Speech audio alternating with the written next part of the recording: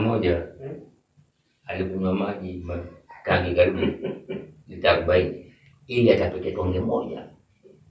Alilokula akauliza, wewe hiki chakula kweli ukipata? Akamwambia, bwana, mimi wakati mmoja ilikuwa mimi ni tabibu. Sasa ngamtibu mtu kwa mkopo. Sasa jana ameniletea kanilipia pesa yangu ujira. Mimi na chakula hichi. Analitapika mpaka katapika. Sasa mpiga ramuli hasa hivi. Tonge moja tu, wata pesa sasa tonge moja. Katapika. Sasa hapo ndio hiyo. Sisi tuchunge sana. Hange litapika lakini. Mimi kitu ambacho sielewi hapa. Kitu ambacho sielewi. Ni hivi jamaa amekuja. Si Muislamu. No. Wala si Ramadhani wala nini. Siku za kawaida. Ngombe bwana shika 20. Ina ubaya gani? Ina ubaya gani? Na ama kwa sababu pengine ina riba fulani unaiogopa, pengine unaiogopa maana hujui yatoka wapi. Si inatoka kwa ina haki gani?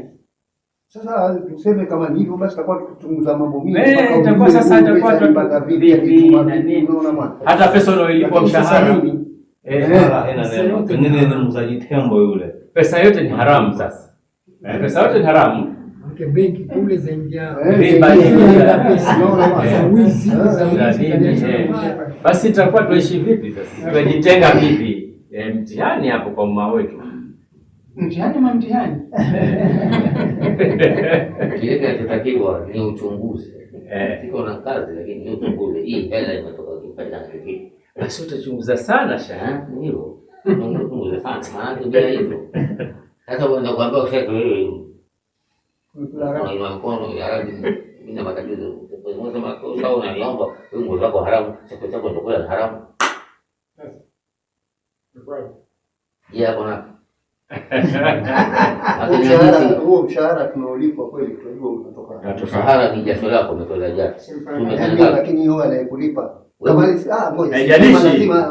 Tunasema tuchunguze, lazima uchunguze. Sasa wewe utachunguza ile mshahara umetoka wapi? Sasa wewe ukiajiriwa unaajiriwa na kampuni. Lakini swala ni hivi. Tumesema hapa mtu akikupa ataka uchunguze ile pesa alipata vipi, ilitoka wapi. Ngoja nimalize. Unajua tuseme mmoja mmoja. Unaona? Tuseme mmoja mmoja. Kila mtu atapata. Useme uchunguze ile pesa kuanzia kule ilikotoka mpaka ikafika kwako. Sasa mshahara pia sasa itakubidi uchunguze. Serikali ilitoa wapi? Ilifanyia vipi pale? Basi utaenda kukaa nchi yako peke yako. Sio hivyo, nimekuuliza swali. Wewe umeajiriwa na serikali. Umefanya kazi. Umelipwa ujira wako. Huyu ni mtu amekuja anakwambia shika hiyo kanisaidie. Yeye huyu mtu kama ni anauza mango, ni pesa anapata kwa upande wa tena. Wote chukua kwa sababu unataka kuchunguza wewe. Au pengine kahaba. Sasa nini? Wewe itakuwa sasa yote inaambiwa ile nia yako hivyo, unaona? Sasa ni kama wewe unajua huyu mtu ni si mzuri, utachukua. Kama hujui. Lakini kama hujui, pesa yoyote ambayo unapewa na mtu asiokuwa Muislamu shaka ni hatari. Sio haramu lakini ni hatari. Chunguza. Nimesema hapa mwanzo kwamba ndugu zetu halali na haramu kwa pamoja. Na hapa kuna hadithi ambayo nasema muangalie yule bwana pale ameinua mikono ananiomba, ya Rabbi, mimi na matatizo na nguvu zake za haramu, chakula chake chakula haramu. Tajibu vipi? Sasa nakwambia katika watu ile Mwenyezi Mungu anasema vile ile haramu ile ilikuwa inazungumzia ipi? Ya kwamba wewe mwenyewe ndio unakwenda kuficha maduko, kufika watu nyonga watu ndio ama ilikuwa ni vipi? Sasa mkuulizaje? Katika hali ya mazetu wa Kristo hakuna mtu anayefanya kazi akapata pesa halali. Wapo wengi. Sasa tamjaji mtu kivipi kuwa mimi leo kuna sasa leo kwa nini kwa hujui shekhe watani pesa kwanza lazima utoe pesa yake ndio. Pengine una shida. Unasemaje? Sawa. Kila siku vizuri. Kile ambacho hakina shaka fanya. Na mbona lina shaka tena. Ulikuwa unajua wakati tunavyoishi.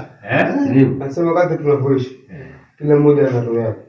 na kama unataka kusaidia basi sawa. Maana kuna kama yule mwenye alienda akakuja kwenye msikiti na wale wakataka kumpiga na wakamwambia mwacheni huyu labda atakuja hata kizazi cha Kiislamu. Sasa sinaona labda hiyo mwenye huyu venye amesema nataka ule alimpa. Kuna time anaweza kuja au kizazi chake kikaja kikao Kiislamu akaja akatoa zile swada zenye ambazo wewe ulikuwa unakupa hii si Muislamu. Kitu kama hicho. Kuna pesa ambayo huwa inafanyiwa kazi. Haijulikani ni kazi gani, lakini kwa sababu ni pesa imewekwa ni ya kufanyia kazi. Ikiwa ina kiwango cha kwamba hii ni pesa ama kitu hiki kinakiuzwa kwa pesa fulani, alafu upandishe uuze pesa hii, ile nyingine ambayo wewe unaichukua hapa ndani ile inakubalika. Kwa mfano sukari inauzwa shilingi 40 unauza 60 kwa hiyo ni riba hiyo. Hiyo ni hatari sasa. Mimi Muislamu ni lazima awe na tahadhari. Kwa sababu kama ni msaada, Waislamu wanataka kumpa msaada, basi amtegemea Mola wake. Lakini misaada kama sisi tuna shida mpaka tunajiingiza kama hapo, lazima tuwe na tahadhari. Maana Mtume sallallahu alaihi wasallam alituwekea misingi na maswahaba zake pia wakafuatilia kwa misingi muhimu tofauti vile walivyokuwa wao. Mimi hapo kwa kupokea watu wangapi walifuturishwa mwezi wa Ramadhani na watu ambao si Waislamu? Basi kwa misingi ya kisiasa na nini ilikuwa sawa ile? Si sawa. Si sawa. Ukijua chakula kimeletwa una shaka kama ilivyosema hivi, basi mwenye shaka achana nayo. Kama una shaka ile mwenye ambaye haoni shaka basi atawaka Allah. Anajua zaidi ni Allah na mtume wake, lakini atuwekea misingi na njia isiyofuata. Kwa ajili ya mashauri lakini amepata pesa. Kwani hakuna Mkristo anayefanya kazi akipata halali? Ndio wako wengi. Sasa akikupa wewe umekataa. Chukua Coco FM, ladha ya Pwani.